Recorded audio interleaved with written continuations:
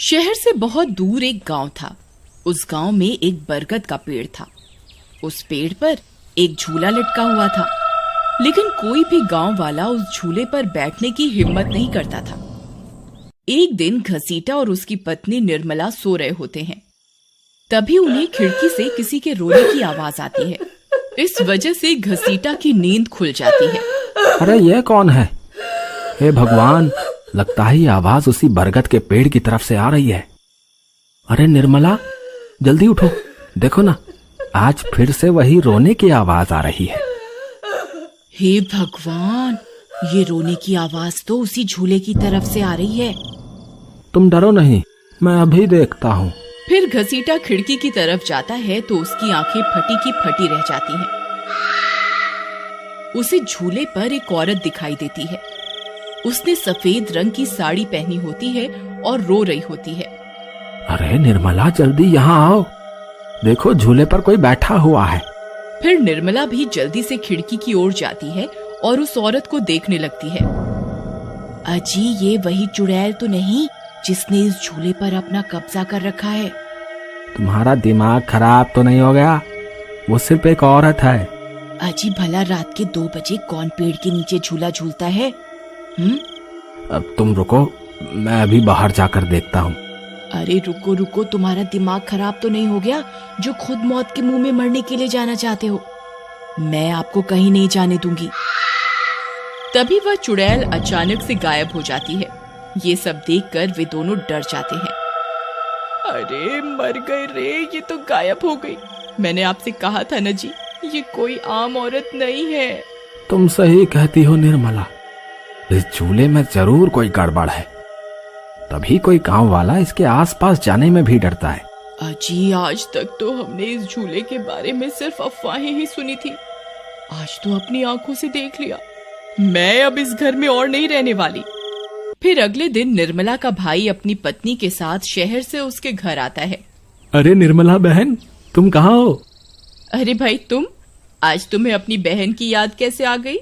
बस ऐसे ही, बहुत दिन हो गए थे तो मैंने सोचा अपनी प्यारी बहन से मिल लूं आज। फिर वे लोग पूरा दिन हंसी मजाक करके बिता देते हैं। और फिर रात होने पर, बबलू भाई, तुम नीलू के साथ इस कमरे में सो जाओ, हम साथ वाले कमरे में सो जाते हैं। और हाँ, तुम्हें किसी चीज की जरूरत हो तो मुझे बता देना। फिर इतना बोलकर निर्मला अपने कमरे में सोने के लिए चली जाती है। फिर कुछ देर के बाद नीलू की नजर खिड़की के बाहर उस झूले पर पड़ती है। अजी, इधर आइए, वो देखिए, वो पेड़ के नीचे एक झूला लगा हुआ है। हमारे शहर में तो ऐसा कहीं देखने को नहीं मिलता। चलिए ना, मेरा बहुत मन है झूला झूलने का, चलिए ना। अरे रुको रुको, अभी तो रात हो गई है, सुबह होते ही झूल लेना, अभी सो जाओ। फिर इतना बोलकर बबलू सोने चला जाता है, लेकिन नीलू उसी झूले को देखती रहती है। अजी सुनिए ना, चलिए ना, मेरा बहुत मन है। लेकिन बबलू नीलू की बात को अनसुना कर देता है और सो जाता है। फिर नीलू सोचती है, अरे ये झूला तो एकदम घर के पीछे ही है, मैं खुद ही चली जाती हूँ। फिर इतना सोचकर नीलू घर से अकेले ही निकल पड़ती है और सीधा उस झूले के पास पहुंच जाती है। अरे वाह, जैसा मैंने सोचा था ये तो बिल्कुल वैसा ही निकला। आज तो मजा ही आ गया। फिर नीलू उस झूले पर बैठ जाती है और झूला झूलने लगती है और गाना गाने लगती है। पंछी बनूं उड़ती फिरूं मस्त गगन में, आज मैं आजाद हूँ दुनिया के चमन में।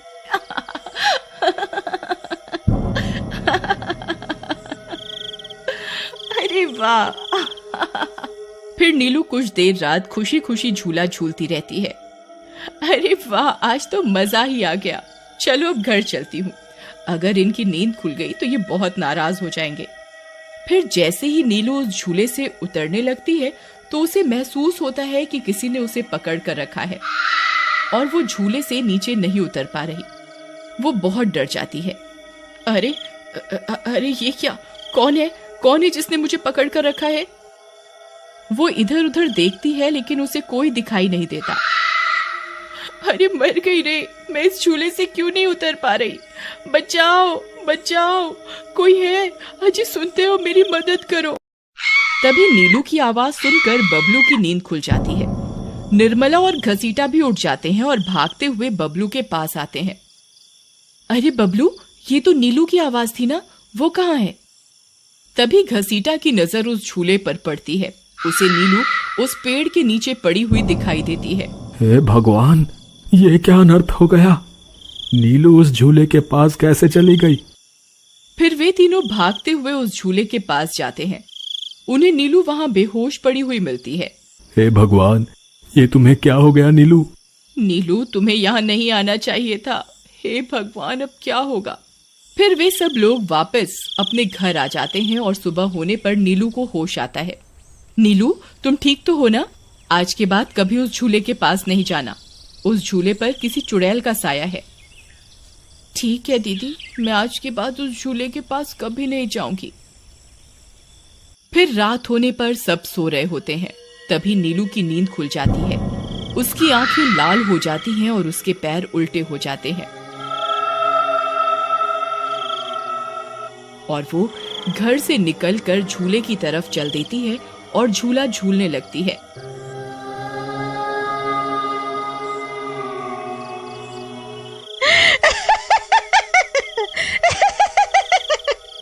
उसकी हंसी सुनकर उन सब की नींद खुल जाती है।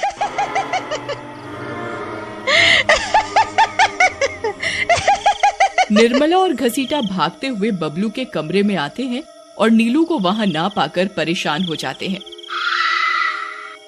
हे भगवान, अब ये नीलू कहाँ चली गई? फिर वे सब खिड़की से झांक कर देखते हैं तो उनकी आंखें फटी की फटी रह जाती हैं। नीलू झूला झूल रही होती है। अरे मर गए रे, ये नास मीठी तो फिर से झूला झूलने चली गई।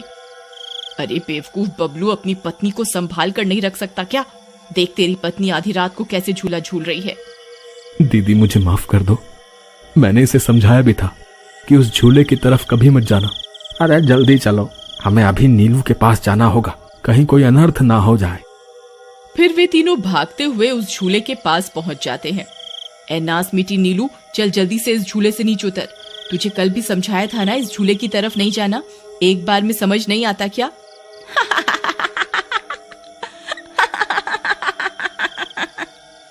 जरा इसके पैरों की तरफ तो देखो। अरे मर गए रे, ये तो चुड़ैल बन गई है। अरे मर गए रे, मेरी बीवी तो चुड़ैल बन गई। अब क्या होगा?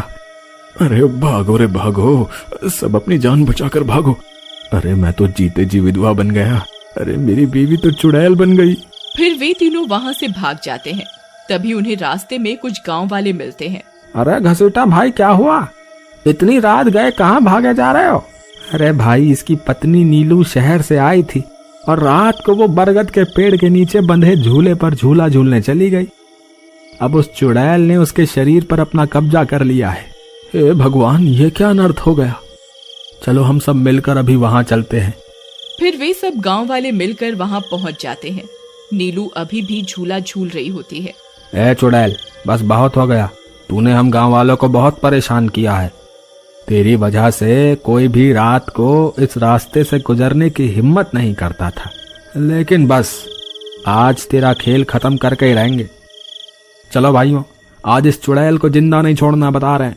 भाइयों, हमें इस झूले को इस पेड़ से काट कर अलग करना होगा। फिर कुछ गांव वाले खंजर से झूले की रस्सी तोड़ देते हैं। झूला टूटते ही नीलू नीचे गिर जाती है और चुड़ैल गुस्से में नीलू के शरीर से बाहर निकल जाती है। हे गांव वालों, ये तुमने सही नहीं किया, अब तुम सब मरोगे। भाई जल्दी से इस झूले में आग लगा दो, हो सकता है इस झूले के जलने से ये चुड़ैल भी मर जाए। तभी एक गांव वाला उस झूले को आग के हवाले कर देता है। उस झूले में आग लगते ही वह चुड़ैल भी तड़पने लगती है और कुछ ही देर में वो भी जलने लगती है। मैं किसी को जिंदा नहीं छोड़ूंगी। अरे अरे मर गई रे गांव वालों, मैं तुम्हें जिंदा नहीं छोड़ूंगी। मैं वापस आऊंगी। फिर देखते ही देखते चुड़ैल जलकर राख हो जाती है और गांव वालों को उस भूतिया झूले से छुटकारा मिल जाता है।